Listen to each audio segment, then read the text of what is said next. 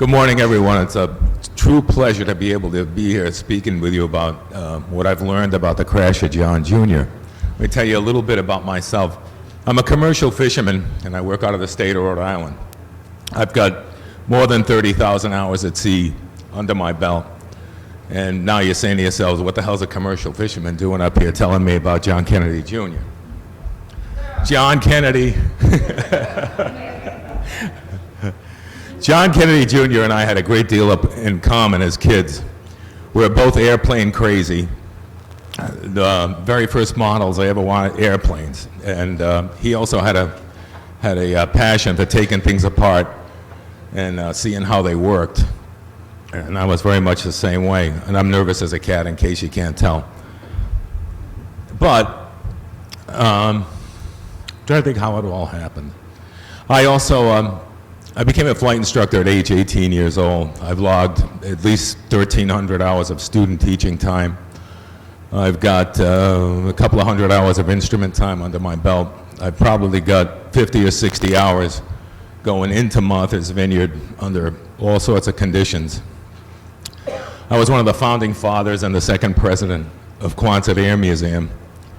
And if you Google my name, you'll find that I've done two things. I've stolen the fish from the federal government, and I stole a Navy Hellcat from the U.S. Navy when we recovered it from 18 feet of water, 15 miles east of Martha's Vineyard.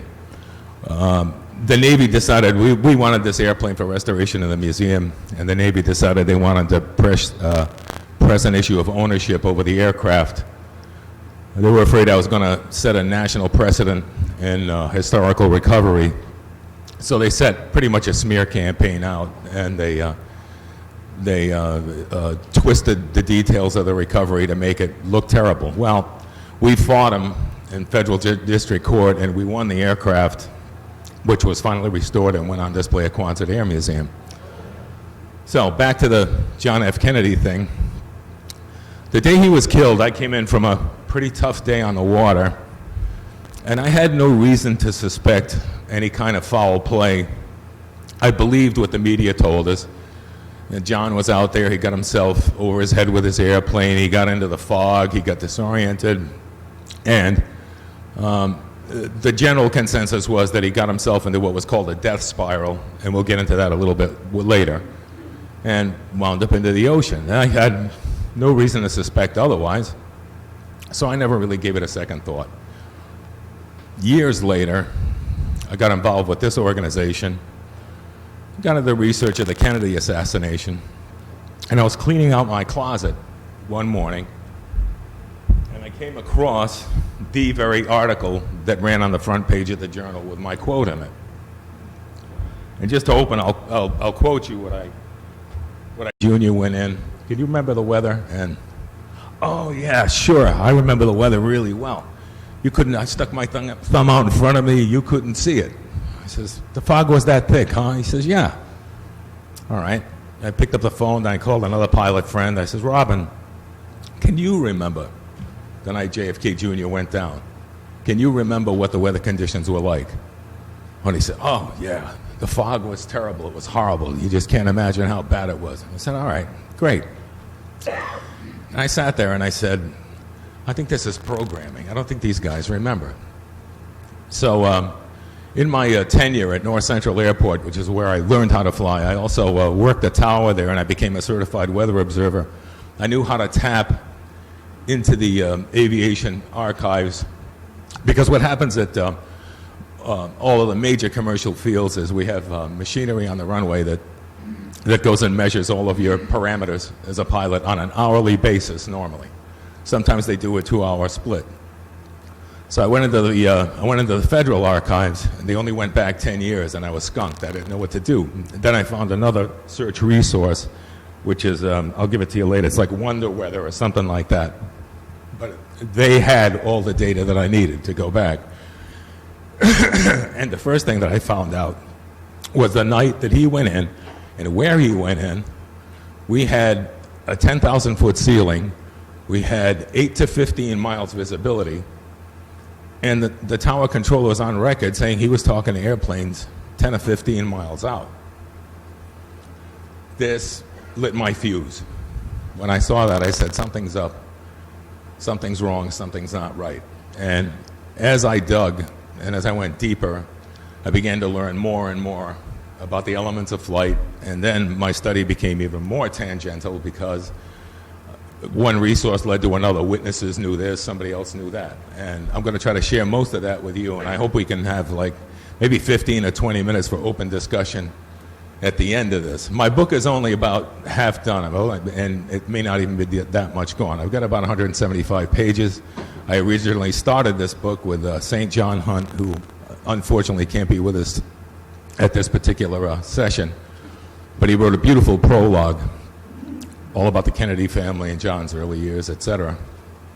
And let me share what I have with you today.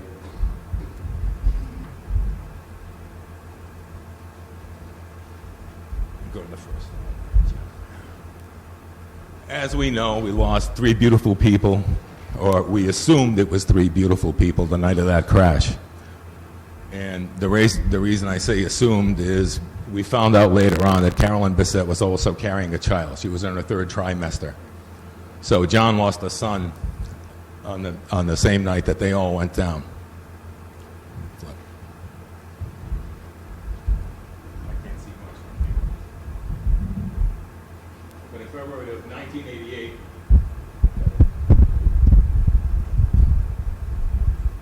John secretly enrolled in flying lessons.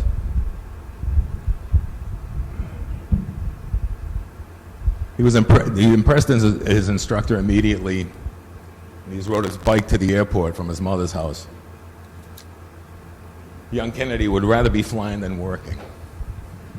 Marx insisted that he always focused in the airplane. I never saw him as a pilot act in an impulsive way. In fact, John was probably better than he thought he was. When John brought Arthur Marx to meet Jackie, hoping that if she met his flight instructor, she would tolerate the idea, she acted as if she had no problem with John taking flying lessons. This made John extremely happy, yet soon thereafter, she started having nightmares of John crashing in an airplane. She made such an issue of it to John that he promised he wouldn't take any more flying lessons, and that was in 1988. So John got a little older. He beginning his career, and there's always this question of whether or not he had political aspirations.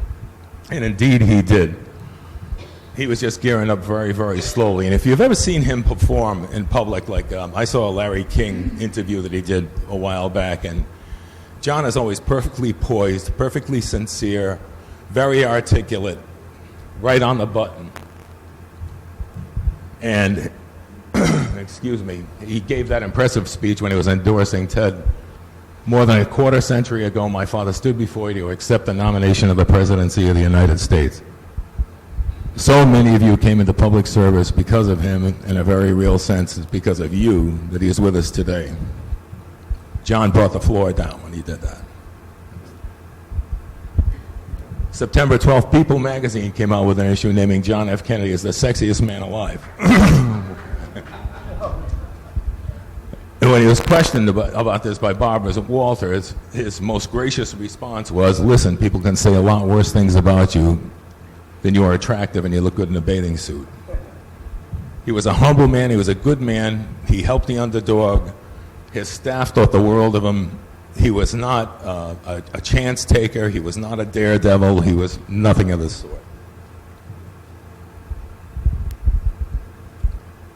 Obviously, we've heard about his legal career. It took him 3 shots at passing a bar exam, but I'd be pretty proud of myself if I passed the bar exam on the 3rd shot, one way or another.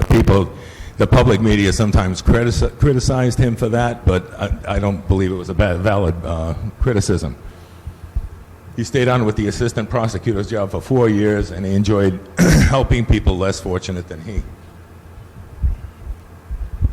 When asked when he'd ever enter politics, and this is where it starts to get a little indicative that he had some political aspirations. If your father were a doctor and your uncles are doctors and all your cousins are doctors, all of the family ever talks about is medicine, there's a good chance you're going to be a doctor too. But maybe you want to be a baker, because John obviously had other aspirations. He really enjoyed acting. He had the publishing thing in the back of his mind, and I don't think he quite made up his mind about which way that he wanted to go. We know that George magazine went to press, and the slide speaks for himself there.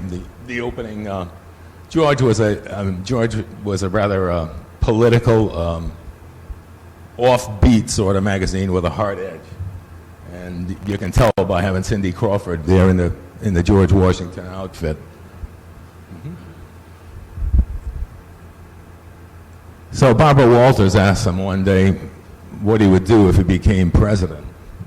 And John's reply was, I think I'd have to call my Uncle Ted and gloat for a moment, and then I think I would offer a big tax cut before the next election, and hopefully in between try to do some good. In October '97, John flew to Havana to meet with the great dictator Castro. I'm sorry about the separation here, but I'm a pollywog at PowerPoint, and I've got about 5 hours doing this whole thing, and that's my total time with PowerPoint. But the interesting quote there is, during their meeting, Castro spoke of admiring John's father and how if Lee Harvey Oswald had been granted an entry into Cuba, he would probably not have been in Dallas a few weeks later. This is John's one of his first affections to flight, and this is a shot of him in a helicopter at Camp David. John used to, apparently when he got out of the helicopter, he'd get on the ground and he'd start spinning, flapping his arms and rotating, and as a result, they nicknamed him Helicopter Head. Pilot qualifications. This was very difficult for any of you who saw me out there yesterday. The media, more exactly, National Transportation Safety Board, worked very hard to make his flight time extremely difficult to extract. They spread it out over paragraphs and paragraphs, and it made it sound like all of his training was fragmental. And the reality is, he had at least 200 hours of flying hang gliders, and that's got to be a really low figure because he loved the hang gliders and the paragliders, and he's probably got more than 500 hours doing that. He had 46 hours dual and 1 hour solo from 82 through 88, and that's when Jackie became terrified, and John promised her that he wouldn't fly again. Jackie dies May 19th, 1994, and John resumes training as of December 97. He departs for Flight Safety International, which is one of the country's major airline training facilities. If you want to go get a pilot's rating quickly and cohesively, most people go to Flight Safety International.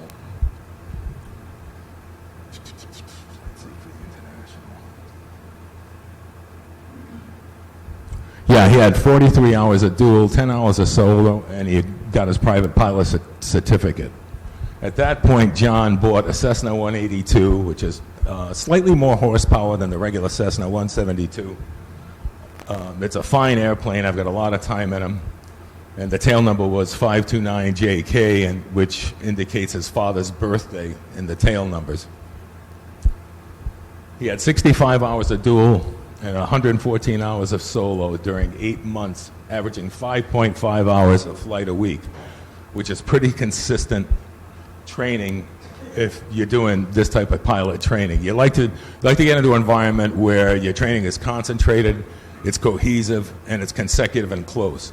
When you start spreading things out, it's like everything else. You don't play guitar for 3 or 4 years. You have to go back and rehearse your stuff. But this was good, concentrated training that would allow him to progress on a really quick basis.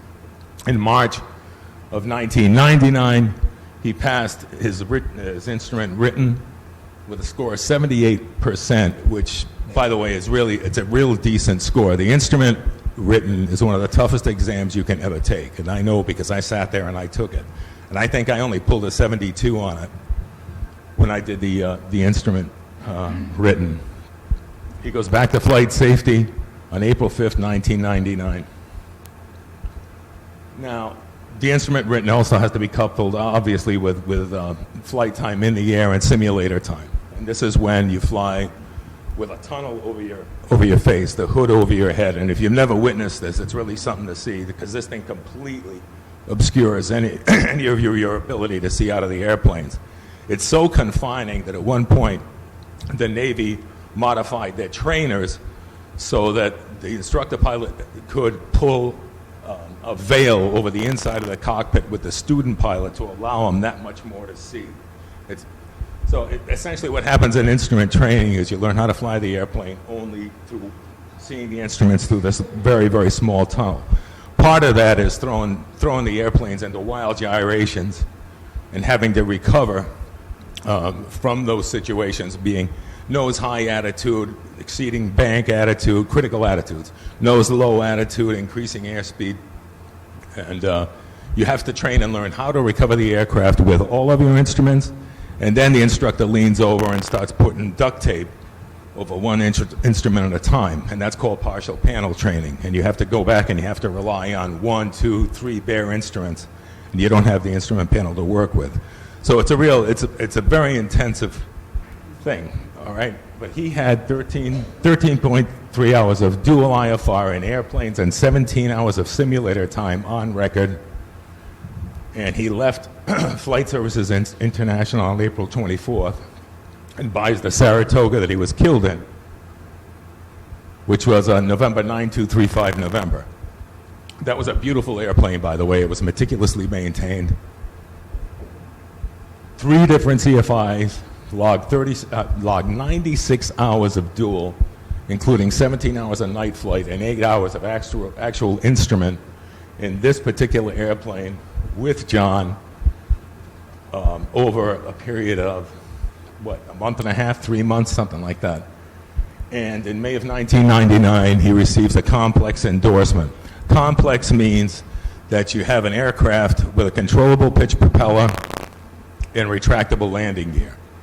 All right, as you progress from airplane to airplane, you need a flight instructor's endorsement saying that you're competent to fly this airplane, both solo and under load, meaning full of passengers, full of baggage, the whole 9 yards. All right, so he received the complex endorsement May of 99. Now, some people may think this is low time, to transition from one thing to another. But normally, even the insurance companies only require a 10-hour transition training period. Most pilots can transition from one aircraft into another within a 10-hour training time. And I want to say my transition in the complex was probably 10.2 hours or something around that nature. So he had really good, solid training all the way along. He was perfectly competent to make that flight out to the vineyard that night. And had he gotten into any trouble, he would have called air traffic control immediately. Immediately. It's the first thing we do. And I can only reflect back. There was one night where I checked weather, and one of the first things they teach us as pilots is check weather, then don't believe it. And don't believe it.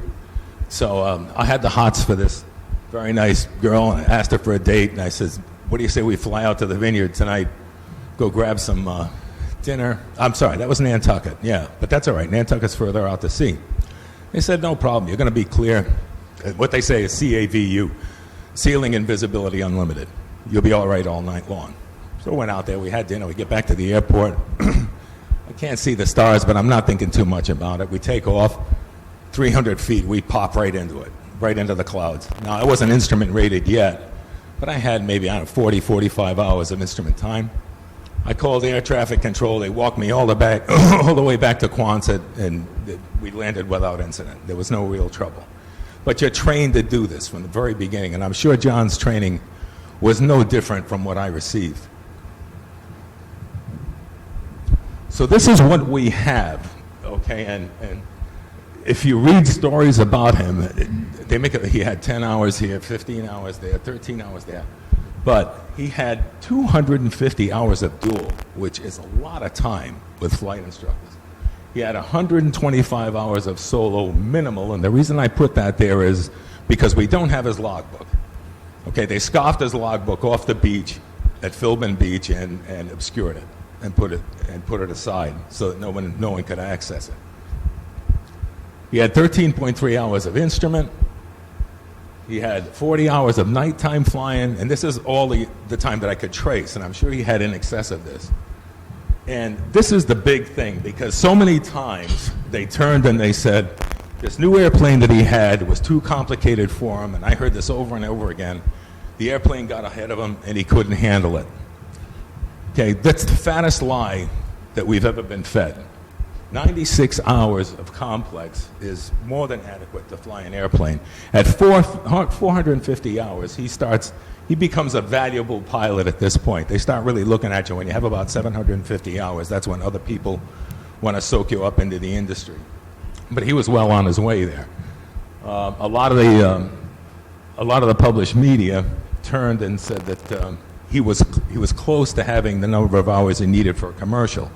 To have a commercial rating, you really only need 250 hours, and that's still the FAA requirement to get that rating. Good. So here's the initial reports, and I'm sure this is what most of you heard. Plane took off from Essex County Airport in Caldwell, New Jersey at 8:38 Friday and lost contact with the FAA on its final approach to Martha's Vineyard, Mass.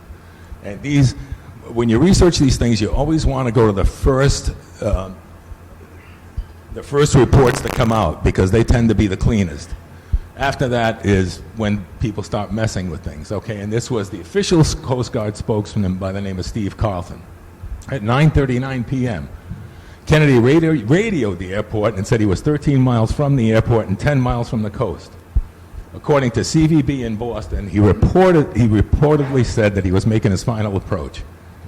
In his final approach message, CVB said Kennedy told controllers at the airport that he planned to drop off his wife's sister and then take off again between 11 and 11:30 for Hyannis Airport, where they were all supposed to attend the wedding the next day. These are the first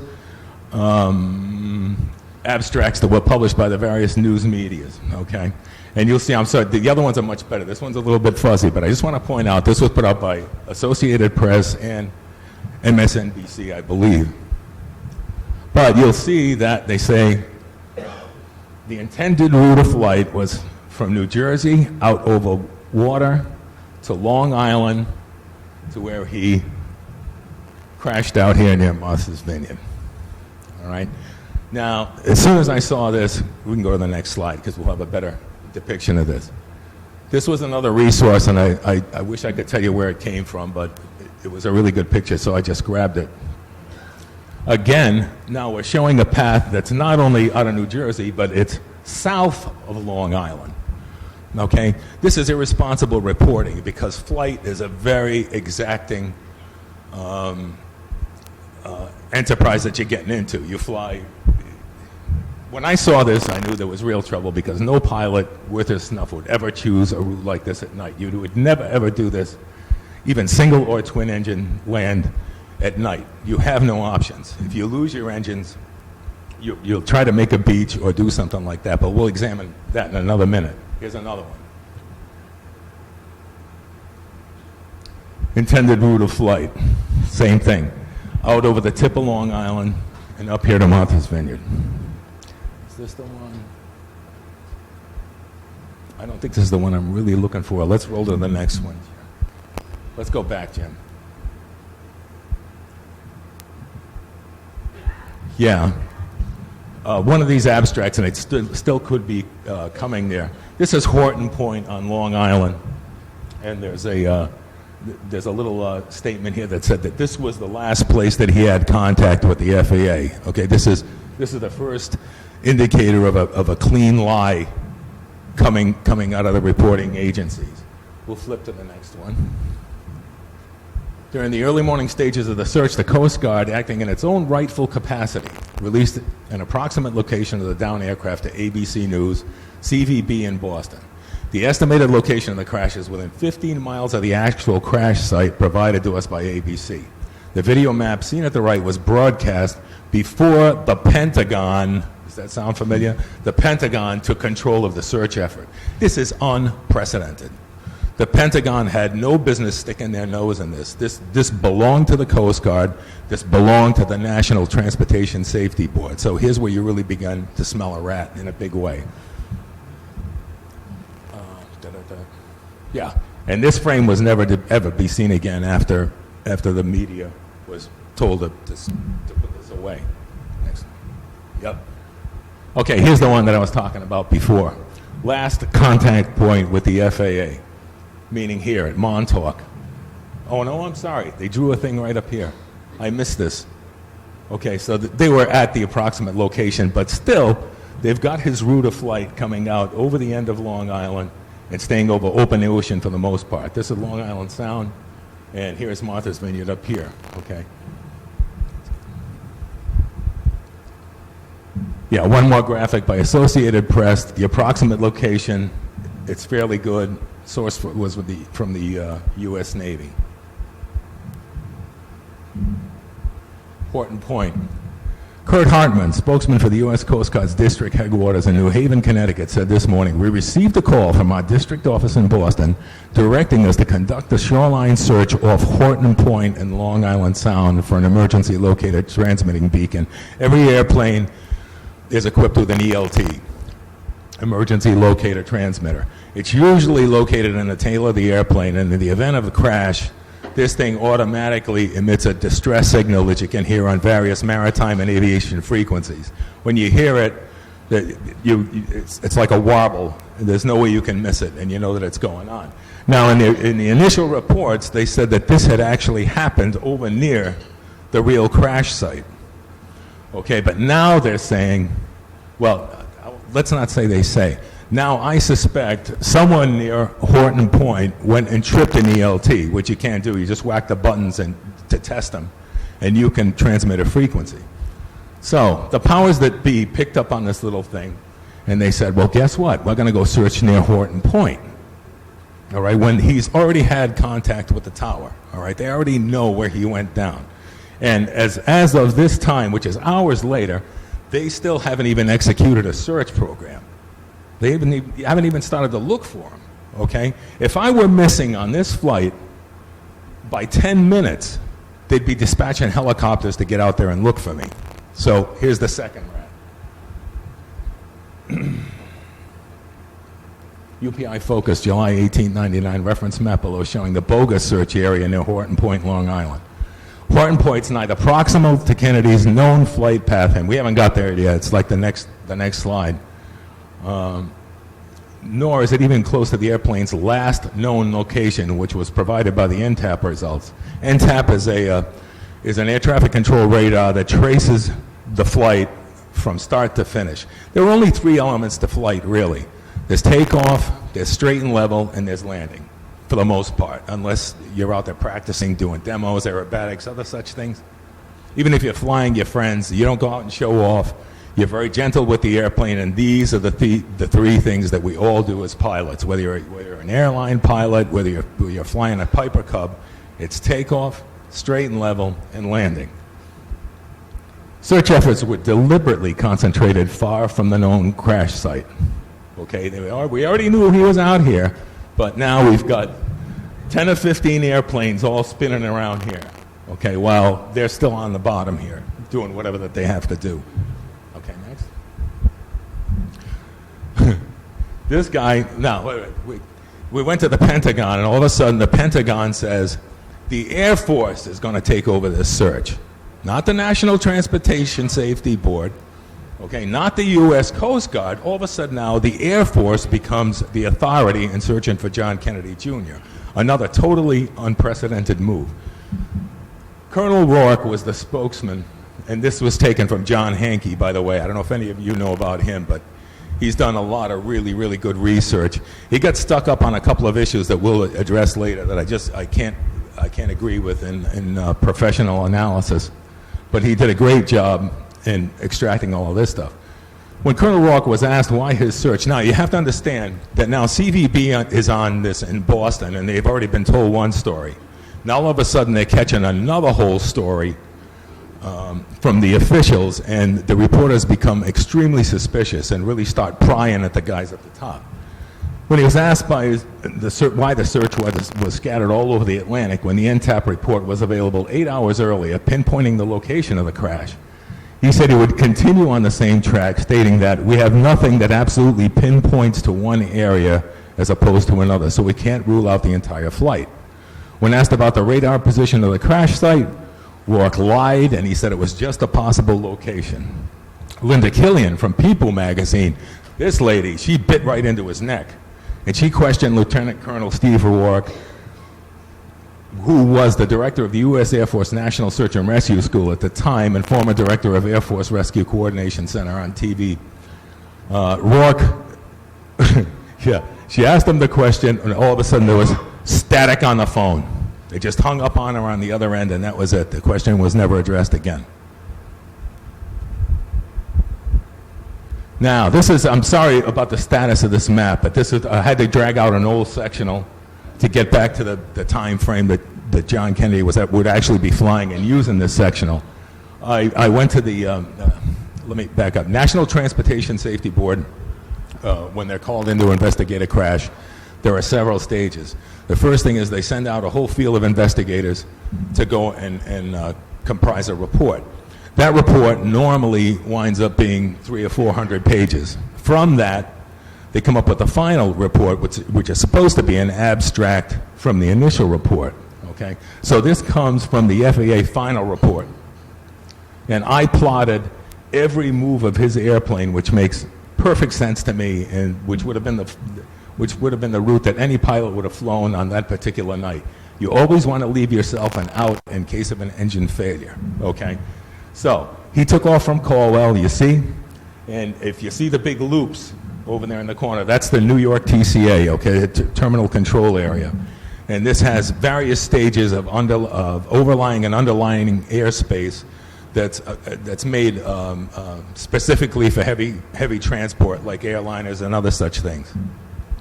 Most general aviation pilots like to be out of that area pretty quickly, just so that they're not a traffic conflict. Plus, when you're operating within those areas, usually there are much more stringent rules and maneuvers that you have to adhere to. So he came out, he went specifically to the Hudson River, went to the West Bank, proceeded straight north, just about got out of the TCA, you can see up here, and then headed east towards the Vineyard. He traced that coastline all the way down, okay, all the way along. There was nothing that ever brought him anywhere near Long Island. There was nothing that ever brought him anywhere near Horton Point. And he chose the safest route for himself and his passengers. Along this route, you could land on a beach if you had to. No matter what, at nighttime when you're looking down, it's dark. If you can hit a highway, you're a lucky guy. But still, you want to be able to afford yourself that opportunity to make to make a good landing if you can.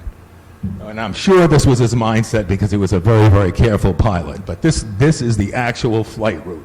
And he stepped off up in here just as he got past Rhode Island Sound, and he made the turn for the Vineyard. And I think this is essentially what I would have done if I were flying that route. Okay, the official story, and I've seen this over and over again in all the tabloids and everything else, and even in the NTSB report, they create this scenario where, oh boy, oh man, have I got a lot of stuff to do. All right, I got 10 minutes left. I've just been flashed. They talk about the graveyard spiral. John, and this is a scenario that I have to be honest with you. In all of my training, I was never told to watch out for the graveyard spiral, not once. And what happens, or I should say what theoretically happens is the pilot becomes disoriented and spatially disoriented because visibility goes down. The airplane begins to turn and bank a bit. In the initial stages of turn and bank, you don't really feel it with your body, so the airplane can sneak away with you. And what they're implying is that slowly he increased the bank until finally one of the wings stalled. The airplane will flop out of the air and spin, go down into the sea. So that's the official story. This is the flight profile of what happened to him. He came out, as I told you before, 3 elements. He took off, then he's cruising, okay, then he begins a standard rate descent, which, by the way, is 500 feet per minute. And if he were, and this is an adjustment of the throttle, that's all that happens. When they train you for instrument flight, they always train you to make minimal control input. So He just backed off on a couple of hundred RPMs on the throttle, and the airplane naturally assumes 500 feet per minute descent. And it's a perfectly coordinated descent all the way. They made, in the reports and in the tabloids, they made a really big deal about a couple of little turns that were made in the end here, and a couple of minor altitude changes that I would say were just minor adjustments, really no big deal. But they used these little incremental things to try to create that graveyard spiral scenario. So he gets all the way down to 2,600 feet, and then all of a sudden he plummets, and I mean straight stinking down, screaming at the water, 4,600 feet per minute. All right, even when we practice spins, where the airplane is out of control, and you see this in a lot of old war pictures, and you'll see the airplane twisting and turning and going straight down. You hear the sounds the whole 9 yards. You only lose 500 feet a turn as you're coming down. You still wouldn't arrive at this rate. Here's another profile from the NTAP results. Normal descent, a couple of small corrections, and then suddenly and catastrophically, he not only goes vertical, he goes vertical and then negative 5 more degrees as he's plummeting down. And this is the way he hit the water.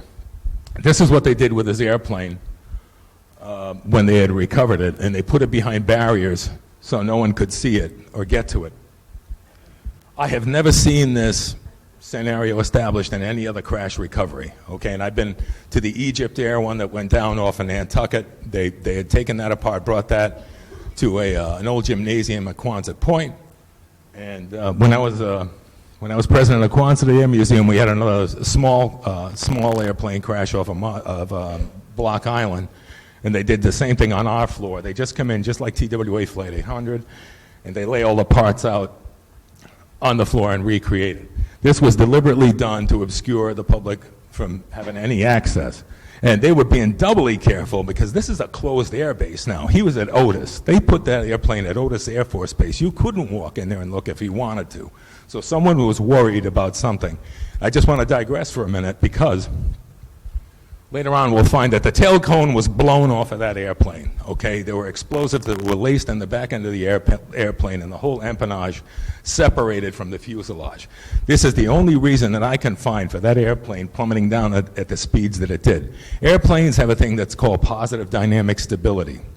That means if the airplane is trimmed for straight and level flight, and you execute a control input to disturb that, in other words, a dive or a climb, the airplane will automatically, you have to understand, airplanes fly by themselves. When you see these movies where the pilot's hanging on with 2 hands and doing this stuff, it's a big joke. We're taught to fly thumb and finger on the yoke, and we trim off very fine pressures, and that's how an airplane flies.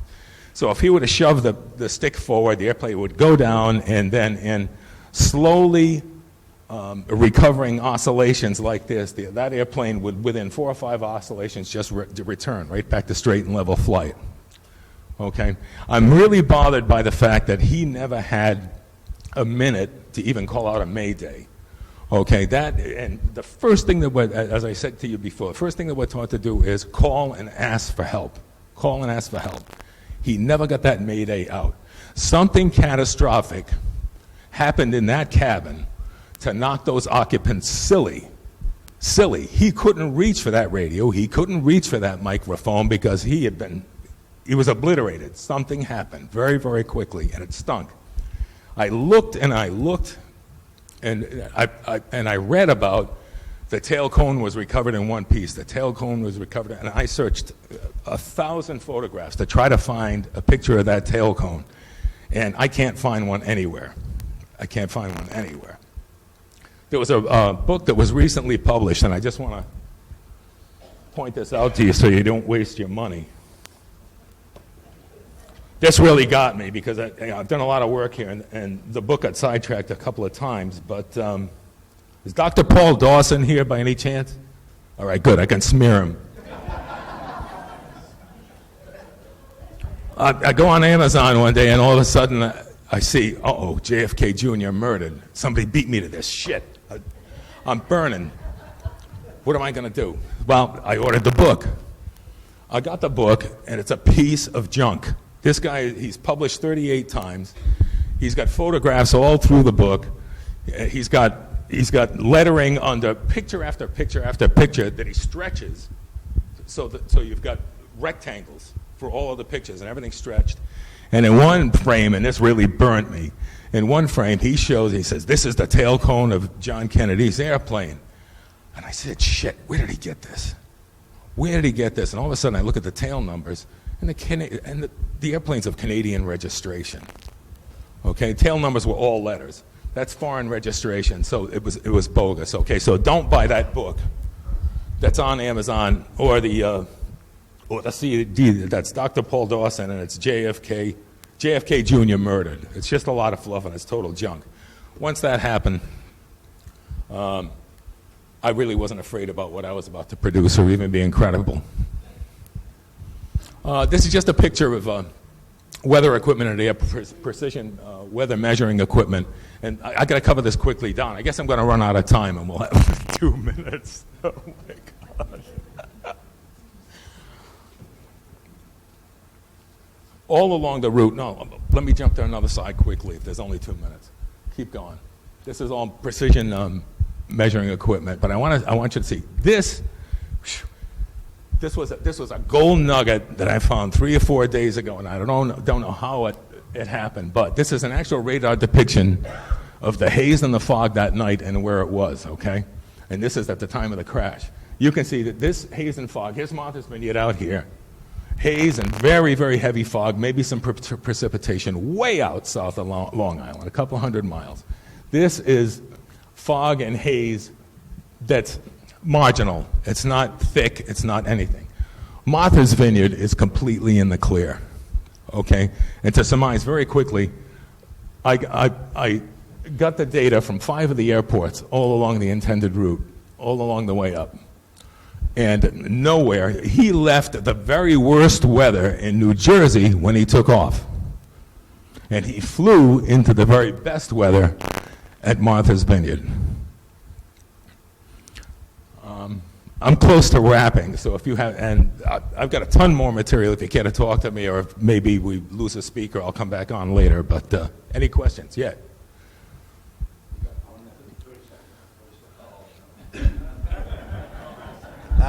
First of all, I've always wondered about motive, and the book, The Inheritance by Chris Fulton that I mentioned yesterday, he talked to JFK Jr., and JFK Jr. wanted to reopen his father's murder using this watch, and he pretty much implied he was thinking of running for the presidency. So there's motive if he's telling the truth, and I have every reason to believe it. So that book, The Inheritance by Christopher Fulton, is something that people should look at. Number 2, I was very impressed by the business about they looked in the wrong places. Hale Boggs crashed in 1972. He wanted the Warren Commission reinvestigated. He was campaigning in Alaska for Nick Begich, and the plane crashed, and they looked all over Alaska, but there was a company that was contemporary, high-tech, infrared stuff, and they told the government that they saw 2 human beings, the red human beings, at a certain place called Malapasia Glacier, and that was the one place they never looked. So it kind of parallels what you just said. And I have one question, speculation-wise. Why did Teddy stay quiet? At this point, Teddy was beaten down as hard as anybody could be beaten down, and he saw one of his last family members, and actually, the last hope of the Kennedy legacy could take on politics, and that chance was annihilated. I think Teddy, in his own way, was terrified because his own life was threatened. He had his own airplane crash where he nearly died when he was a younger man, and Teddy was he was influenced by dark forces more than I think you or I realized, to be perfectly honest. The pressure on him was enormous. If you care to catch me, we have absolute evidence as to motive and who would probably want to see JFK Jr. gone, and it's hard stuff. I've got some witness testimony that's beyond belief. And just one more quick one. Three words. The George thing is tangential. 3-word question. Fuel valve detent. Yeah, that very easily manipulated by corrupt NTSB officials after the recovery of the actual airplane parts. That's my explanation for that. There was also the big Manchurian candidate, the flight instructor in the missing seat. Discount it. It's bullshit. He didn't need it. He didn't need a flight instructor with him. That's it.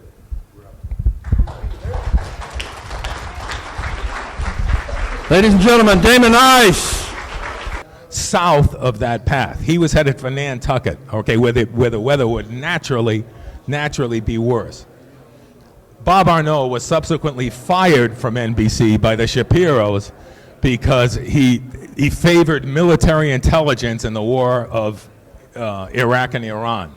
All right, so he was a biased influence. So anything Bob Arnault says, throw that down. Anyone else? Yeah, Jimmy. John Hinckley, you said that I don't know if you made some things that you didn't agree with. Can you talk about some of the points where... Yeah, John Hankey spent time, excessive time, I think, going along with the theory, and he was convinced that there was a Manchurian candidate flight instructor next to John, okay, and his evidence for that was the fact that the front passenger seat was never recovered. Front passenger seat was never recovered.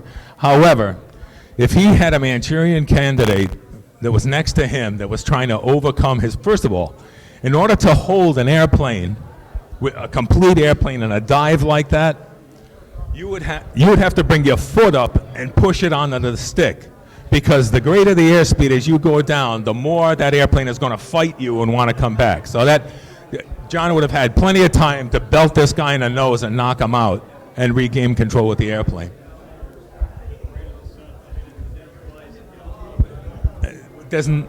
Nothing points to a worm like the rate of descent. You, sir. That's right. Yep. And subsequently, he didn't have that opportunity, but who did? That's right. That's right. And who moved to New York? Yeah, well, that's all right here. There's no doubt.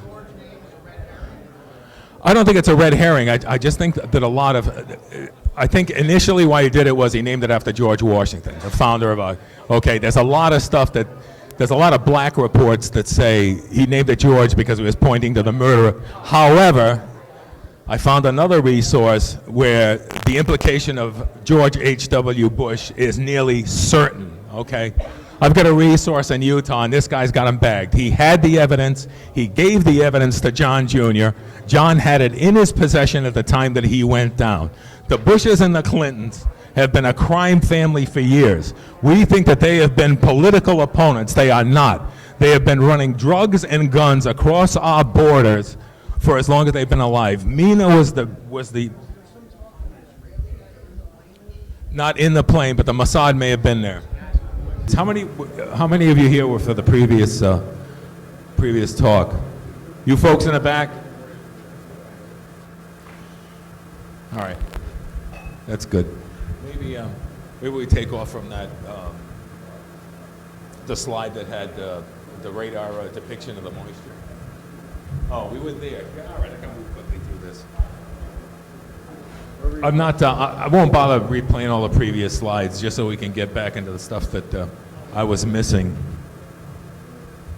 So anyway, this is ASOS weather equipment, automatic surface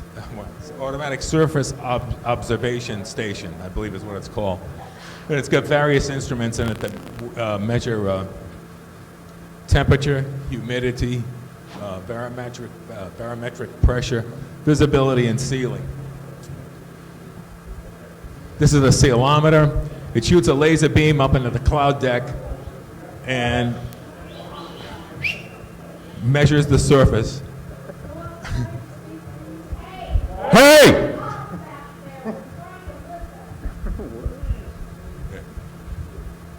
So the sealometer, anyway, shoots a laser. Thank you. You want to come to work for me? It shoots a laser at the base of the cloud deck. The laser the machine measures the time difference that it takes to get from here to the cloud base, and that's how it determines where the ceiling is. Laser beam sensor measures your visibility simply by sending a laser beam between 2 points and measuring the air density in between. This was, when we saw this earlier, this is the actual radar depiction of the moisture content in the air that evening and where it was. Okay, and we've already established John Kennedy Jr. did not take a route out by Long Island that so many maps and disclosures showed him doing. His actual flight path started in around the Teterboro area, Caldwell. He went north to the shoreline, followed the Connecticut coastline all the way to Rhode Island Sound, and then made the beeline for the Vineyard. And this is where he finally went down. So what we have here is major fog, maybe light precipitation, but this indicates that now you dew point and temperature extremely close together in this area, and now you have things that are going to be obscured. This lighter stuff that you see here would probably contribute to a visibility of maybe a mile and a half. This won't tell you what the ceiling is, but you can tell what the visual, and this would be marginal at that hour. But John left all this. John left all of this and headed straight out into the clear. And when he got to the Vineyard, he had 10 or 15 miles visibility. The tower in the FAA abstracts, let me get into the abstracts for a minute. The way National Transportation Safety Board works after an accident like this, or the way it's supposed to work, is that they load up an airplane somewhere in New York or Jersey with about 8 or 10 field inspectors. All these guys go out to the crash site, and they comprise what's called the field notes. And this is absolutely everything that they observe on the spot. It's usually around 300 or 400 pages. In the past, and I got this from Hank Hughes. Hank Hughes was the lead investigator on the demise of TWA Flight 800, which was the 747 that took out of New York in 1997. And 247 or 74 people were killed when the airplane exploded in midair. There were a good many citizens who saw this from the ground all over Long Island. Everyone described, even we had a National Guard pilot who came and testified, and everyone saw 1 or 2 missiles come up out of the water and hit the airplane. These witnesses also saw light ships out on the water, which were probably Navy boats on some kind of an exercise, some kind of a mission. So Hank Hughes talked about the politics of the NTSB to me confidentially on the telephone. And I told him what I was doing, John Kennedy Jr. and this and that. But I think initially what happened was I watched, there's a video on Amazon, and if you haven't seen it, it's TWA Flight 800. It was #1 video on Amazon for, I think, a year and a half. But it talks about the survivors' families, what they've tried to do to get a reinvestigation. But anyway, Hank Hughes let me in on what was really going on there, and I can't say I was surprised. I'm shocked. The story never rung true for me, and I don't mean to get off the Kennedy thing, but it's important we spend a minute or two here so that we can establish the trustworthiness of the NTSB report. And that airplane was supposedly brought down by a spark that was inside a fuel tank that was filled with kerosene, okay, because they had just taken off. The airplane was full. You don't have any air in that tank. There's no place for vapor to even form, okay? And there's no way a spark from some wire that's along the top of that tank is going to light up liquid kerosene in the airplane. So there's the first law of physics that's totally violated. So then what they do in recoveries like this is they take all the parts, they bring them to a big hangar, and then they lay the airplane right out the way that they find it. Wings, fuselage down the middle, chairs, everything goes there. And that arrangement is extremely important. In those arrangements with TWA Flight 800, they found traces of explosives on edges of the structure of the airplane. Now, multiple witnesses on the ground saw the missiles hit. The airplane obviously came down from a missile hit, and these guys are trying to do their job. At that time, there was an administrative change in the very top structure of the NTSB, and the NTSB went corrupt.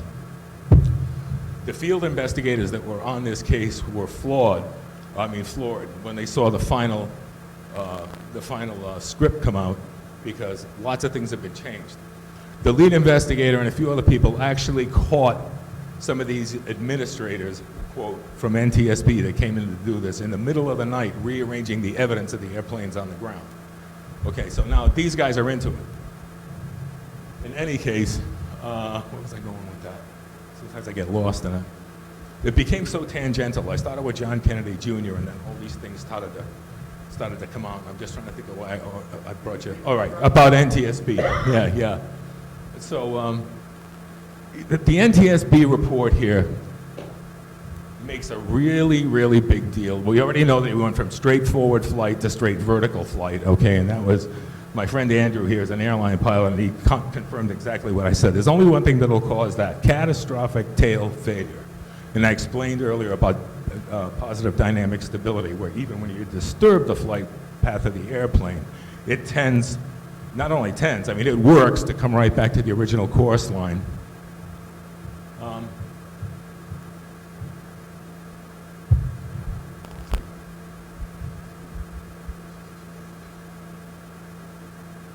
Oh, okay, so they made a big deal about the final approach. Not the final approach, but the descent and the final approach. And they made a big deal of what I would consider to be incidental turns, incidental altitude corrections. He might have been doing things just, maybe he saw, well, one of the stories is that he liked to come in on a southwest approach to the island because he'd like to try to fly over his mother's property. I don't buy that. And I think that was also in John Hankey's material. And the reason I don't buy it was he's flying at night. He's not going to see his mother's property down there. But for whatever reason, he liked that southerly entrance. And it could very well be that when he contacted the tower, they said, you know, a long downwind. But see, the NTSB can get in there and they grab the tower information. And Hank said, they'll just make it go away, like it never existed. And we have this guy, William Budd, who was on the island. He was expecting John Kennedy. And he was nothing but he was a line person, but he had a private pilot's license. He knew he was expected at 9:30. He became worried when the airplane didn't show up. So he called air traffic control in Groton and said, have you had any contact with this airplane? And he got an arrogant response from the controller on the other end, which is extremely uncommon. And like, you know, what the hell are you calling asking this question for? And, you know, the whole thing was really weird. So anyway, they made a big deal out of these correctional turns that John was making at the very end, and they tried to lead that into the story that he was entering a deep spiral. And the steep spiral is not what occurred here. He was straight forward and he was straight down, and he went in at over 400 miles an hour. Let's flip up a few. So now we understand that. I wanted to share with you all the readings. Well, it's only 5 readings. Let me take some time to work off the paper for a minute, because this is hard evidence.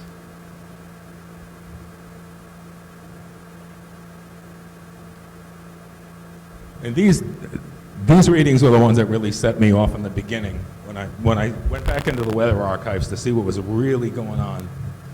And I split the course into 4 segments. That first segment being Stratford, Connecticut. Second segment, Groton, Connecticut. The third segment was to New Bedford.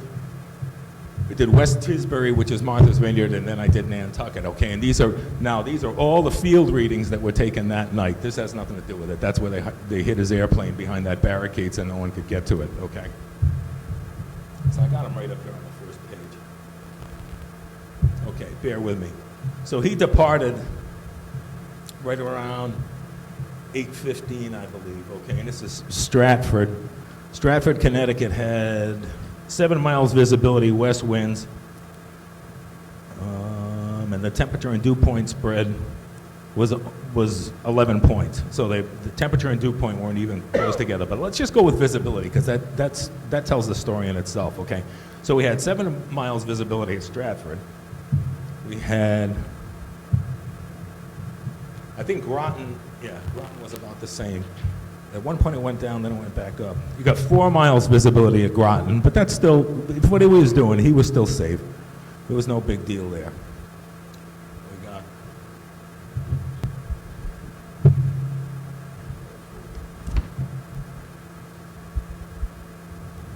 Okay, New Bedford, it improved significantly. Southwest wind, 7 miles visibility.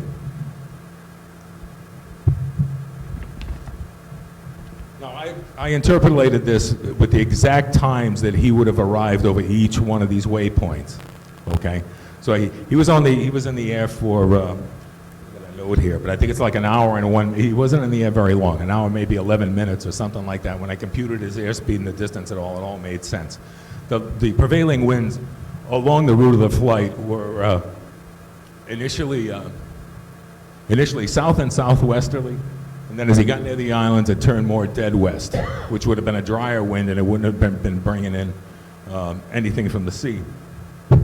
West Hillsbury, Martha's Vineyard was reported 8 to 10 miles. 8 to 10 miles at the time that he went in.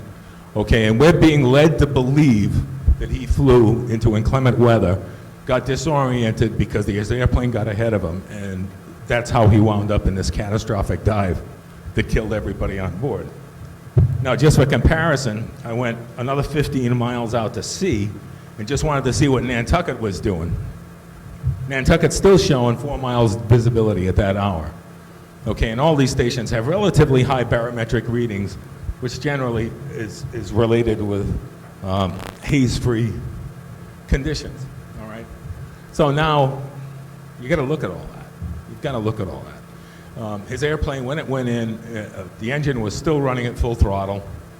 That was evidenced by the curl that was found in the blades. If the blades go into the water, or they hit something on land, they'll normally curve in an arc. I've done a significant amount of aircraft crash recovery in my museum efforts, and you see this sort of thing over and over again. You learn about it. So he went at full throttle. He never had a chance to even cut the throttle back to slow down. He knew he was in a dive. He never called a mayday. He didn't have a chance to do that. So something catastrophic had to happen in that cabin to demobilize John Kennedy Jr. Yes? Okay, I have one question.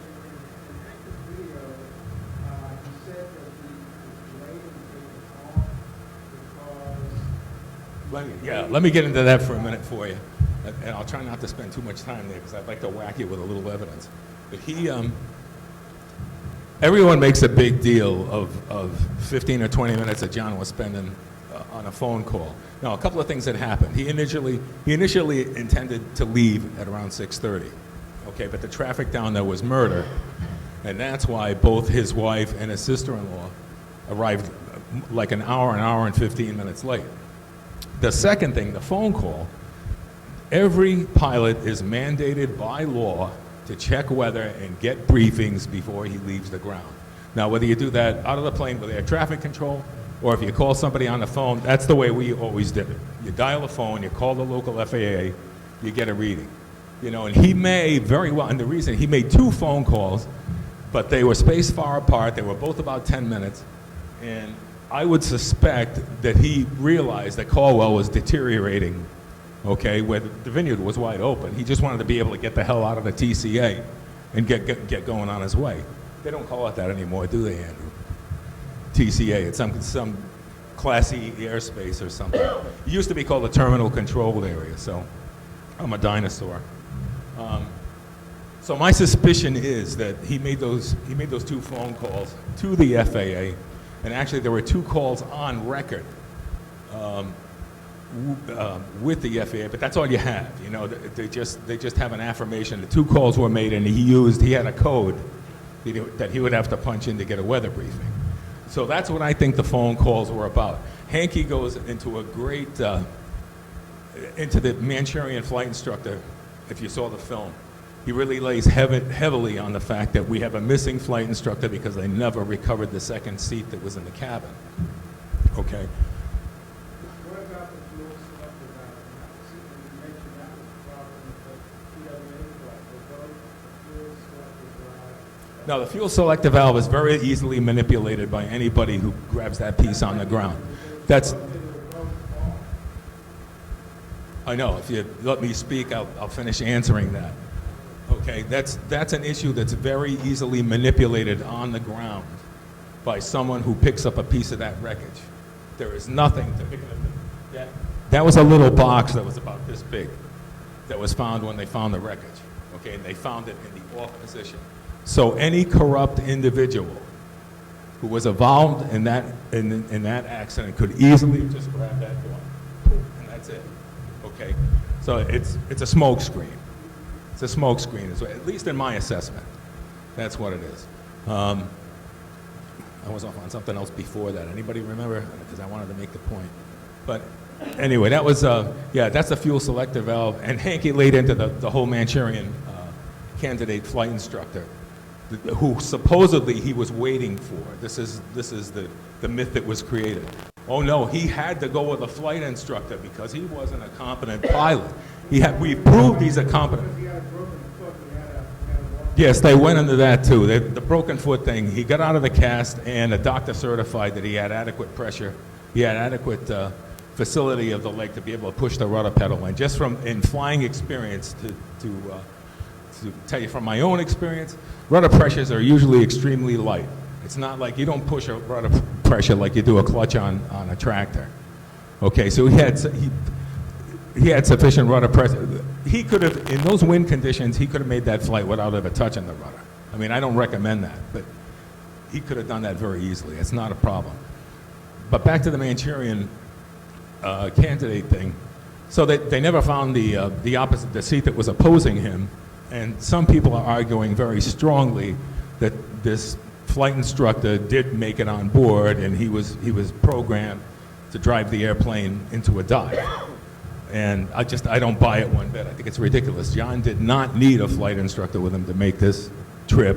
He had already made, and I didn't show you the records on that, but he had already made at least 37 trips to the island. And remember now, this was his new airplane, and the spin that they made was, oh, he had new equipment, he couldn't keep up with the airplane. He had 96 hours. He had 96 hours in this complex aircraft. A complex checkout takes max 10.2 hours. Max. There's nothing to it. All you're doing is learning how to retract gear and adjust a propeller. Okay? Yeah, I think you're doing a great job, and it's fascinating. John job is really unbelievable. Now, I have, call this a rumor if you want. This is a source from Toronto associated with a crime family. I heard about this, and I wish you'd tell me about it. Who told me that John had been lured up there with Frank Strong, the head of Magna, who was going to want to finance it with reinvestigation. Yes, that's what I heard. Yep. Now, while he was there, a pilot instructor, who was the son of the head of this crime family, I know their names, loaded the plane with C4, and what kind of timer explosive or remote control, I do not know. I want to know. What do you know? Do you know about the? That it's inconsistent with this would show it's not right. I just don't know. Well, all I could say, Jim, is we'd have to go and look at the interval.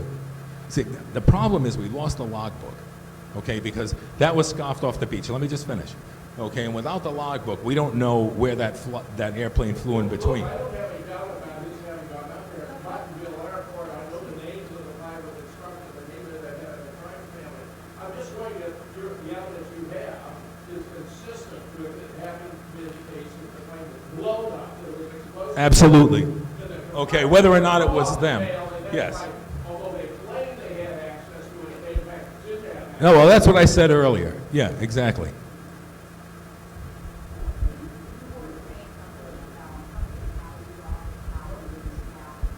Right, well, no, I'm touching on what Jim's talking about right now, exactly. But wait a minute, wait, to put this to bed, listen, and this is very important, okay? You haven't seen it yet, okay, but I have a transcript of the secret FBI report that's been sequestered until 2029, all right? And in that report, they say there is evidence of explosive material.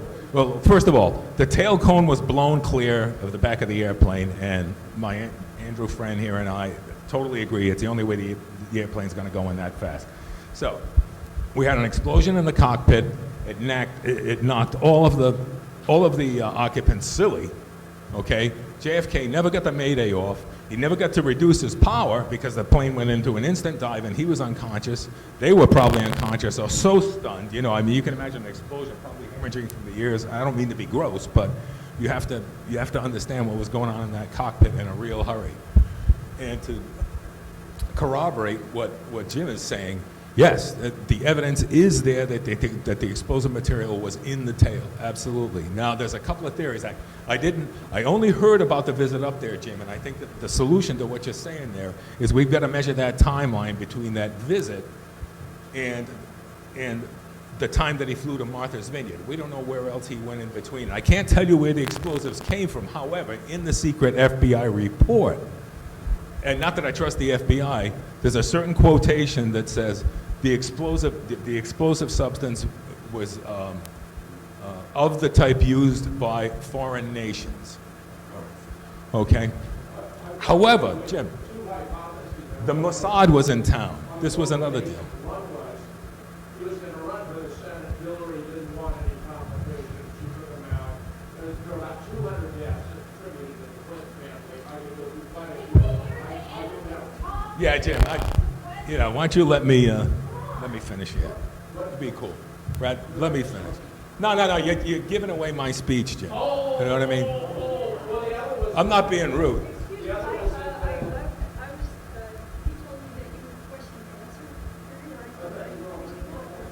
That question was answered about the explosive. Well, that's it. Yeah, I don't want to. I want to go on with a narration right now. There's more. Excuse me. Please don't interrupt the presentation until he's finished, all right? Please, because I was just told he thought he was in the question and answer section. We're not there. We're not there yet. No, I answered a question, and maybe I should have said, hold this off. Yeah, no. All right. No questions from the audience until this man finished. We're missing our lines so we can hear him. Okay, roll. So, clearly by the records here, he did not run into anything, and the worst weather that he had was in Caldwell. The best weather that he had was at Martha's Vineyard. Now we know he dove in and he crashed. We know that the NTSB was corrupt in their cover-up, and back to the Manchurian candidate thing, because this is another, it's another field that you're going to find a lot of people support, but there's no credibility behind it. He didn't need the flight instructor. He wasn't waiting for the flight instructor. He was checking with the FAA, and in order to put an airplane into a catastrophic dive like that, like I've told you about positive dynamic stability, and try to hold that attitude. And Andrew, he wasn't just straight down. He was -5 degrees from pure vertical. The Manchurian candidate would have had to stick his foot up on the control yoke to hold it there. First of all, because of the back pressure, he would have gotten back out of the control surface. And Kennedy would have had adequate time to just give him a bash in the face, or do something to disable him, unless he hurt him. It's just too complex a scenario for what happened here. This was boom, bang, down. Now, back to the explosives, Jim. 2 witnesses, okay? A lawyer from Pennsylvania by the name of Victor Probanik, who was striper fishing on the southwest corner of the island, was extremely concerned because he heard an explosion off in the sky that night. Okay, there was a second, and I've tried to get a hold of Probanik, but he won't answer my calls for anything. But if you go online and you research that name, he was Lawyer of the Year a couple of times around. He's pretty much in retirement. His son has taken over the business, but I've left him at least a half a dozen messages, and he won't call back. But he's on record everywhere saying that occurred, absolutely occurred, and someone questioned him as to whether they thought it warranted investigating nefarious intentions on someone else, and he says absolutely. Now, the second one, and this is the spook, this is a cool one. There was a Vineyard Gazette reporter who was also out there fishing that night. He made statements that he heard the explosion and he saw the flash, okay? And there's actually a radar, and I haven't been able to get that picture yet, but there's actually a radar depiction somewhere of that explosion happening in the air at night. I just haven't gotten my hands on it. So now we know the plane was blowing up. The NTSB comes, NTSB, forget it. The Navy, it went to the Pentagon. The Pentagon tells the Air Force it's your job. Okay, and we're supposed to believe that John Kennedy Jr. disappears at 9:30 at night. And the first time Billy Clinton hears about this is at 5:30 in the morning. I find that inconceivable. I don't care what Bill was doing. I find that inconceivable. Okay, and then what does Bill do? Bill comes to the press and he copies Ronald Reagan with the air traffic controllers. And he says, well, you tell those guys to get out there, and if they're not searching by such and such a time, they don't have a job left. I said, neat. Neat and clean. So, I got a few bullet points I wanted to make sure you folks saw. I was working on these yesterday afternoon. Oh yeah, Dr. Bob Arnault. Let me just tap on him one more time. He was the national correspondent for NBC News. The guy's got super high pilot time in all kinds of airplanes, highly qualified pilot. He reported with them for years and years. Some of you may remember him, some of you may not. But whenever there was an aviation accident, they called in Bob Arnault for comment. So they called him in for comment this night, and he claims he was flying his airplane south of the Vineyard, okay, which would have been closer to any inclement weather had there been any. We've already established that Vineyard was in the clear. If you're going to try to find anything in the way of haze or anything, you try to go further out to sea, okay? But he is south of the island, and he gave this statement that to me just smells like a can of tuna fish, when he says, I looked out on the left side, and I couldn't see the Vineyard. And this is to quote him. And I said to myself, boy, if there's someone out there who isn't flying with an instrument rating, I bet he gets in trouble. I bet he gets in trouble. I said, this is a real beauty. And I didn't know that I really wanted to broach this, but because this guy had a long, long career with NBC and he was well respected by a lot of people. I dug a little deeper and I found NBC fired him. NBC fired him for being sympathetic with the military and non-objective in his reporting with the situations that we had in Iran and Iraq. And this was a big, long article. That's also online if you want to check that out. All the stuff that I found is all out there. And they let the guy go. They let the guy go. And I was at Newport Airport in the middle of summer, and he flew in there, and I just couldn't believe my eyes. You know, I knew it was him because it was a Piper Cheyenne and high time like that. But this was a pile of bullshit. This is a pile of bullshit. If he looked to the left, to Martha's Vineyard, he's out closer to where they're supposed to be inclement. He can't see there. What's he doing there? He shouldn't be flying in visual flight rules. He would be, oh, they made a big deal too. They made a big deal, oh, he didn't file a flight plan. How many times did we hear that one? He didn't file a flight plan. You're not required to file a flight plan, all right? And what he probably did, and a lot of pilots use it, it's a more informal, and I'm sure he did it that night, and it was just covered. You ask him for flight watch. Once you get airborne, you call your controlling agencies, and they hand you off one right to the other. And you just say, I'd like advisories. Then you get the transponder in the airplane, they positively identify you, they communicate with you, they'll say you got traffic at 10 o'clock, you got this going on here, you got that going on there. And it's just the fact that you've got somebody you can reach out to if you have a problem, you know? And I'm certain he used that. And that was all he really needed to do, I mean, as far as being responsible, okay?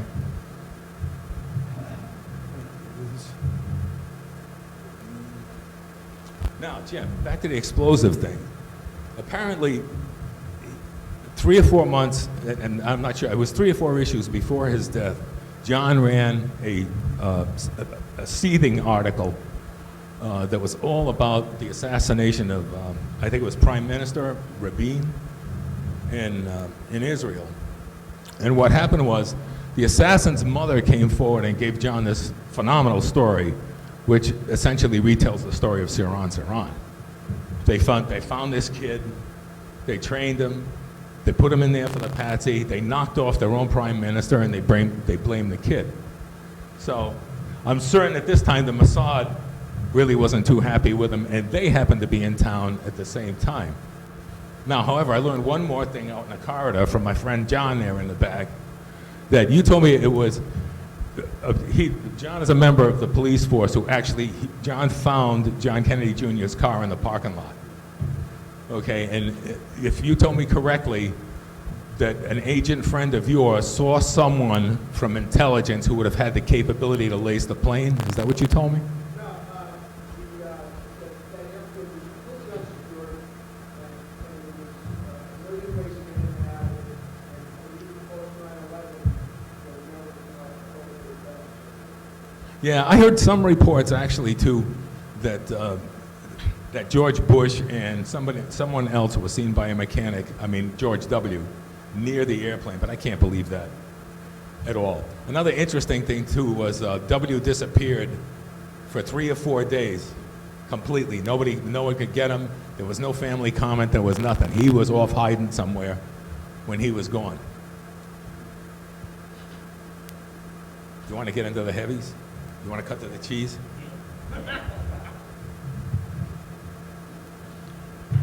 We have two very interesting. Let's go to the FBI report just for the hell of it. Oh, all right, good. If we can roll down a few slides, I've got Sherman Skolnick's FBI report. Let me tell you about him. Sherman Skolnick is this guy right here. We don't have to look at him for a long time, okay? But he was a Mensa who had polio at an early age. He was confined to a wheelchair his whole life. He was an extremely brilliant man that went after all sorts of corruption. He took out more politicians on record than anybody else who ever lived. He had a propensity for aviation related disasters, and he was the first one who really told St. John about how his mother was killed. All right, so we'll move on now that we got a little background. There's still a website now that's called Skolnick's Report, and I believe it's his daughter that's keeping it alive. But to the top of this is the secret FBI report that Sherman Skolnick managed to scoff. Now, this has been locked away until 2029. And there's never in any report that ever came out of anywhere that even says the FBI was there, they investigated. You didn't hear it on the news, you didn't read it in the paper, none of that happened. All right, so let's go over the details. Where did we go? I'm sorry, Pete, back to that. Yeah, no, I wasn't waving you on. First point. First point, no declassification until July 2020. This is in deference to the wishes of a senior member of the Kennedy family. Okay, now, I have real problems when I see a tail end like that. What senior member? What senior member would have done that, okay? And it's not Teddy, okay? Arnold Schwarzenegger? Okay, it's like, a guy said, in the NTSB reports, and I could share this with you, they talk about, a pilot said this, another pilot said that, another pilot said that. List the pilot and his N number. That's how you report on a professional report. There's no airplane number, nothing. A pilot said, yeah, right. This is also in deference to the order of the national government and in respect to certain foreign intelligence agencies having reciprocal agreements with the U.S. And this was what put me more into the Mossad end of this. POTUS order and national security findings attached. The recovered aircraft above experienced an explosive device having been glued or affixed within the tail luggage compartment. Device was apparently actuated by a barometric trigger. Okay, that means essentially they linked it into the altimeter, they preset the altitude, they wanted it to go off. They wanted him to go right there on the descent. And they wanted to make sure he was dead. Radio signals, yeah, and it could have been a radio signal detonated as well. Okay, so it could have been a barometric bomb or a radio signal bomb. Fishing boat on the water hits a button. But I tend to think that they would have used the barometric bomb. Those have evolved quite a bit. Tail of the aircraft dismembered from the plane, making it front heavy. Study of the radar above the plane fell in excess of 6,000 feet per minute up to radar cutoff. There's no way there's any coordinated or floppy flight in that. Satellite images supplied by the National Reconnaissance Office Saw the outburst flash. That's where I saw it. I knew it was somewhere in my stuff. Saw an outbursting flash from the aircraft just prior to it going into the perpendicular descent. Tail structure was dismembered just prior to descent. Recovery of a piece of luggage from beyond the flight path of the aircraft correlates with it being hurtled out of the tail luggage compartment at outburst. Preliminary examination of the aircraft above residue of an explosive device the laboratory identifies as being the type used by certain foreign intelligence agencies. Refer to POTUS order and findings. Sherman didn't make this up. You know, this is just the way this stuff is written. If this is a fake, then this is one of the best fakes I've ever seen. Study of air traffic control and other radio signals above show no Mayday aircraft. Explained by the rapidity of the descent. Investigation and examination has been strictly compartmentalized. We know why they do that. A short perfunctory examination of the recovered bodies was completed. Examination revealed that Carolyn Bessette Kennedy was in the 3rd trimester of pregnancy. The fetus a boy. The 4 bodies were transferred to a senior member of the Kennedy family. Again, who now? Who's the senior member? The Bureau was not informed whether the bodies were actually cremated. Indirect advisories report that the bodies may have been shipped in untagged containers to foreign destinations.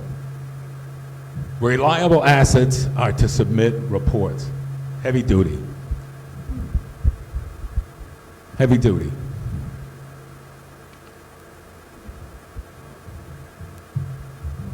So how much time have we got?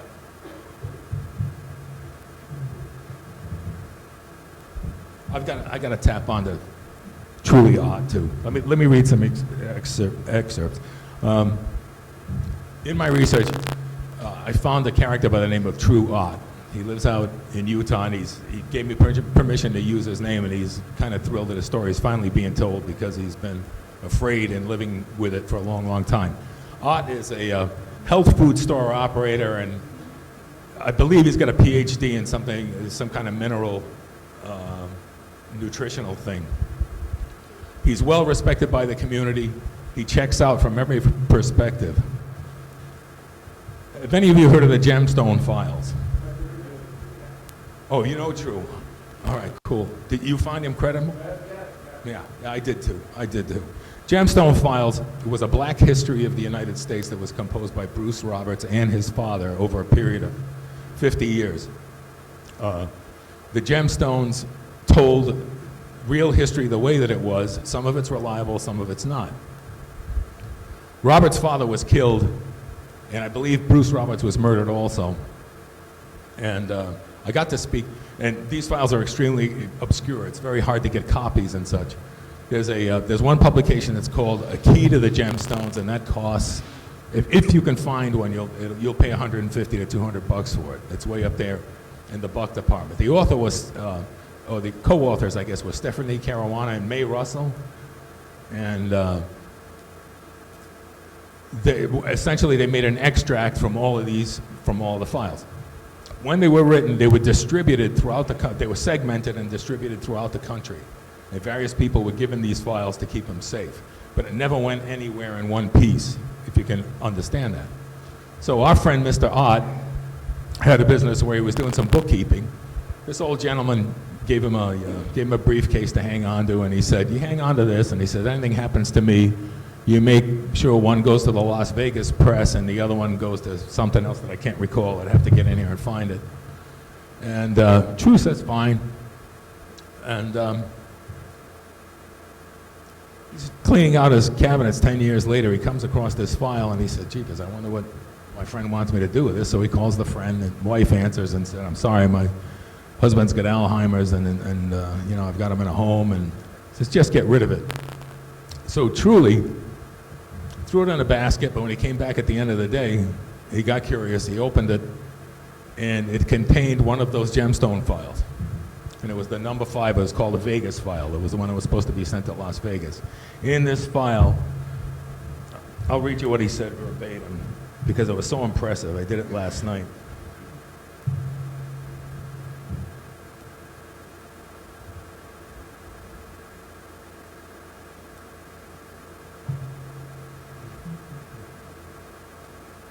I get to the part where it was extremely damning. There's only about 8 pages here, and I've highlighted, so. Anyway, these files seriously implicated the workings of George H.W. Bush as being the CIA director and the hit on his father in Dallas. Okay, so, and we've already established through researchers that we know that H.W. was there that day. Okay, and he was CIA, but this was going to nail him right to the cross. It also nailed a bunch of other people, and he said you wouldn't believe how many were involved and how many politicians. And he made a quote. He says, "Even my beloved Republican Party," is how he put it, was involved in this. George magazine drew attention to Truly Odd because he was trying to prevent some giant pig farm become a conglomerate. It was something silly, and he was talking to John's editor, and he said, "What do you know about the Gem Files?" And the editor just whipped his head right around. He said, "What do you know about the Gem Files?" He said, "What if I told you I had one?" And he said, "You got to be kidding." They terminated their meal. They went. He showed them the file. The editor flipped, and he offered Truly 10 grand right on the spot. And True says, "I don't want any money for this." And he said, "I want you to get this to John." So the editor went back. He called him the next morning, and he said, "I read these files over and over last night. I couldn't go to sleep." He said, "I've just called John. I've told him, and I'm flying over to see him right now. He wants them." So John came in the possession of these files. True is sitting around in his living room, I want to say 2 or 3 weeks after, and all of a sudden he gets a phone call at 7 o'clock at night. "Is this Truly Odd?" "Yeah, this is True."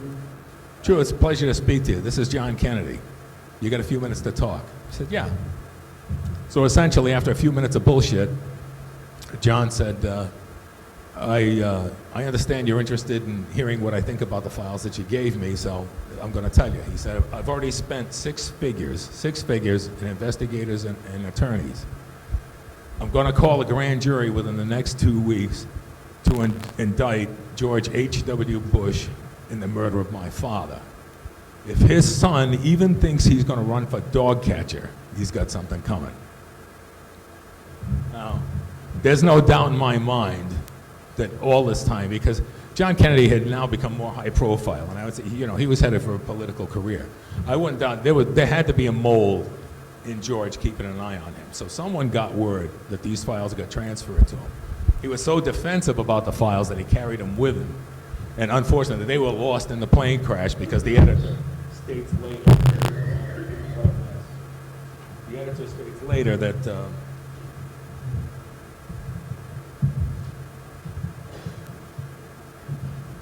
sorry about that.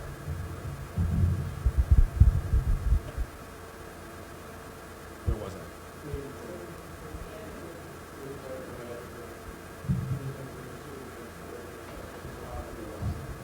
Yeah, right. So he's not even he won't even be able to run for dog catcher.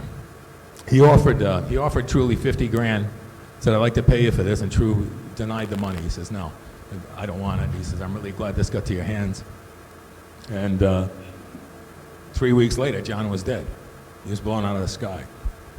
Truly lived, I don't want to say he lived in terror, but it scared the living hell out of him. He apparently still has a copy that's on file with his attorney in D.C., but he will not, he won't allow him to come out. He won't allow him to, he says, "I still got family members that they can tap, so I can't really go along this."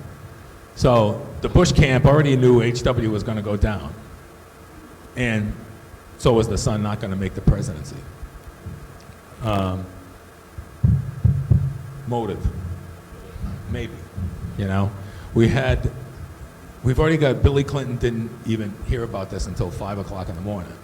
Okay, Billy Clinton and Hillary Clinton were the people who covered up TWA Flight 800. Okay, because in the end, essentially what the intelligence agencies were told was, hey, that was a naval accident. Okay, what happened to TWA Flight 800 was not a deliberate hit. At least we don't think so.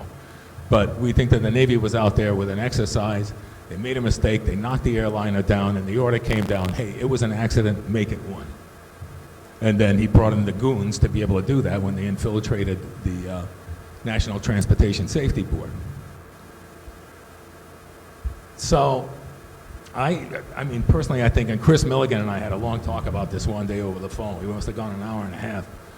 And I just see that after being able to suppress and pull off the suppression of the witnesses that they did with TWA Flight 800, which is tragic. Like there was a lady that told exactly what she saw, the whole 9 yards. FBI visited her and they said, "You're working on visa papers to be able to live here permanently, aren't you?" And she says, "Yeah." And they said, "Well, we'd recommend that you forget what you saw there." So that's how bad, that's how bad it is. And this was something that they were responsible for. I think that this was a murder in the highest level. John was headed for a Senate seat initially, and then there was even talk that he was going to go straight for the presidency and not even bother with the Senate seat in between.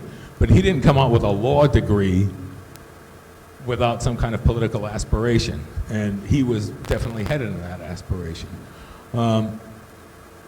So that would have I think that would have put a real fly in the ointment for any transition for either Hillary or Bill, but he's already in the White House. But Hillary wanted that Senate seat from New York so that she could get up to the presidential end. Now, are they beyond murder? I don't want to take a political side here because some of you may love Hillary, and God bless, that cost me a divorce this year. I don't want to get into that one.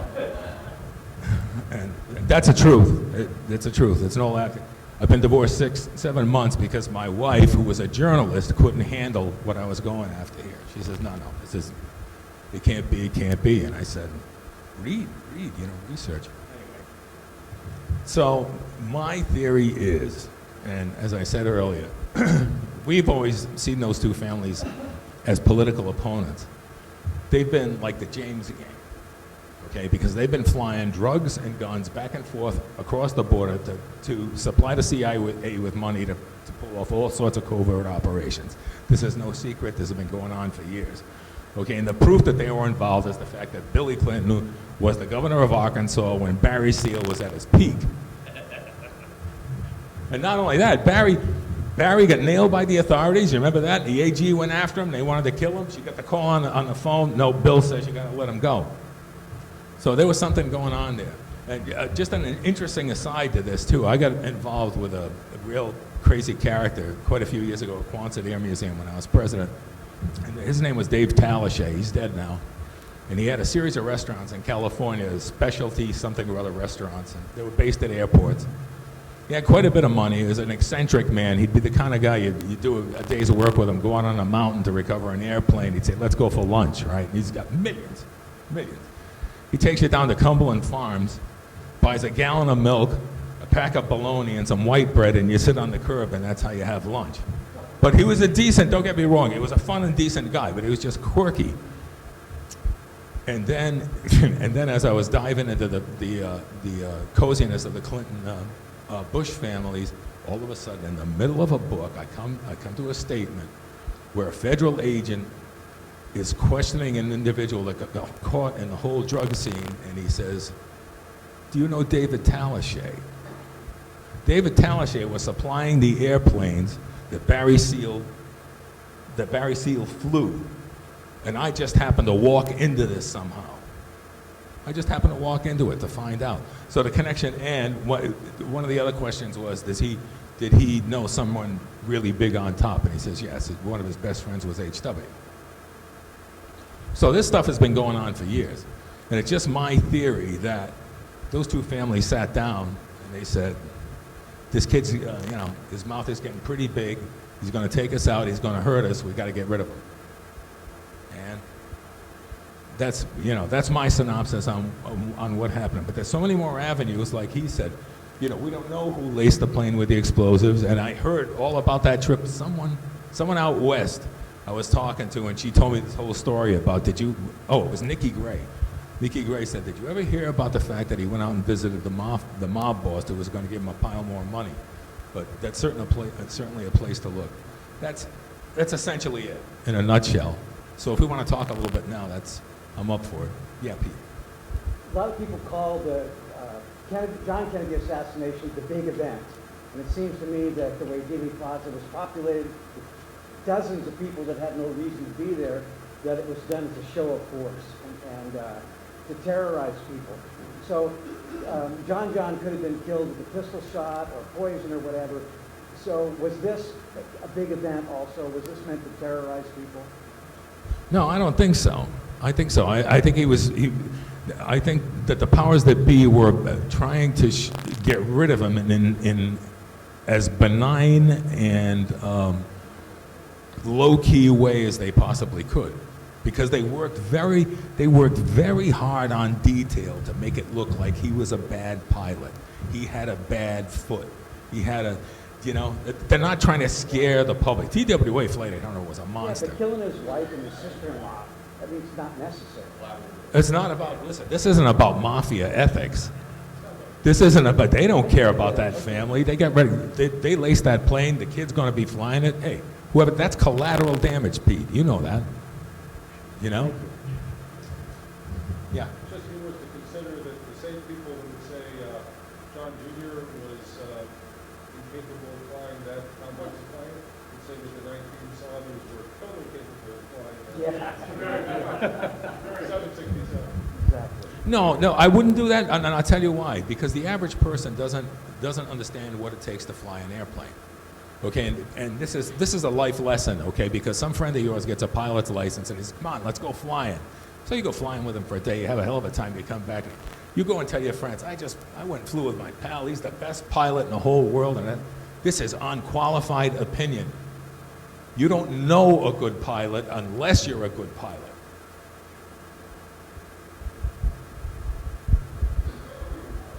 The NTSB also played a role in covering up the plane crash in Bill Center in Paul Wellstone, which took place at 60 miles north of August on the Duke campus, University of Minnesota. I spent a huge amount of time investigating it. I had 10 articles in alternative newspaper. It popped me on the coast to coast of it. The first one, I'm thinking I didn't know enough to handle the questions to Discrepancies, but I already knew more than they could Yep, Jim. handle. Yep. I wound up publishing a book back, but I'll just tell you, they use the NTSB to cover these things up. Absolutely, and this is what Hank Hughes told me. He was lead investigator. Lead investigator said they'll cover that right up. I said, Hank, what about the tower records, the tapes? No, they go in, they grab them. He says, and this man maybe we can get him down here next year, because this guy could really tell you some stories. He's really something.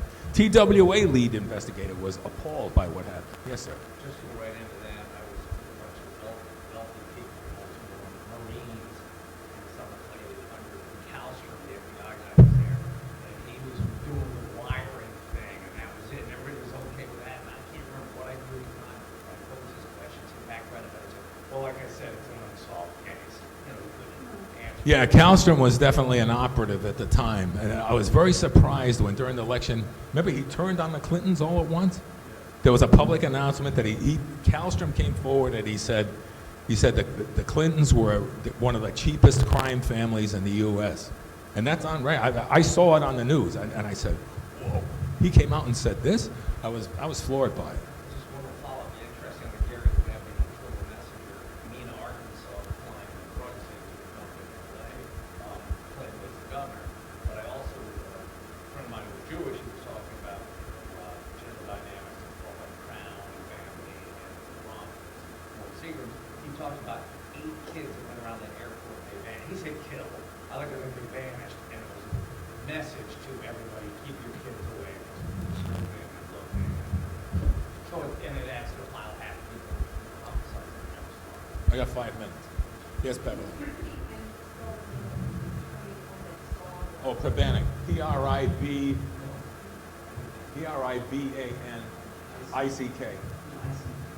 I see, he's right. Earlier, I asked a question about the fuel valve, and I Right. need some clarification. Up there, it says that the plane descended at about 6,000 feet per second, or per minute, which is 68 miles an hour. Somebody else said 400 miles an hour. If the fuel valve was off, the plane could not have been at full throttle. What speed was it going, and what do you think about the fuel valve? There's actually an excerpt in the, and we can deal with this outside if you like after, because I got the 5 minutes. But there's an excerpt. They always, the FAA always goes after the instruments that are a result of the crash. But the problem with doing that is the fact that all those instruments, no matter how you look at them, suffered severe impact when they whack. So they could freeze at any particular level. And this was something we did with the World War II birds that we dig out of the woods. A force detent that you have to. Yeah, but so what? If you're a lead investigator, or if you're an investigator with NTSB, and you're working with a pile of rubble, you see, and you're told to say, make this look like there was a problem. You grab that little section, you go, hey. Simple. You know, it was easy to corrupt that. Right. Right. So the valve was never shut off. No, because it's the NTSB final report states that the engine was running full throttle when he went in. Okay, so that contradicts the fuel. Fuel throttle was supposed to have been off. It's not fuel throttle. Throttle, That's the sorry, fuel fuel valve. valve. The fuel valve was off. Yeah. Right. So that's why you have to think that it's foul play. Yeah. And plus, if you shut the fuel valve off, the airplane's not going to shut off and go into a dive. Even if the engine stops running, you're going to glide. You've still got glide ratio.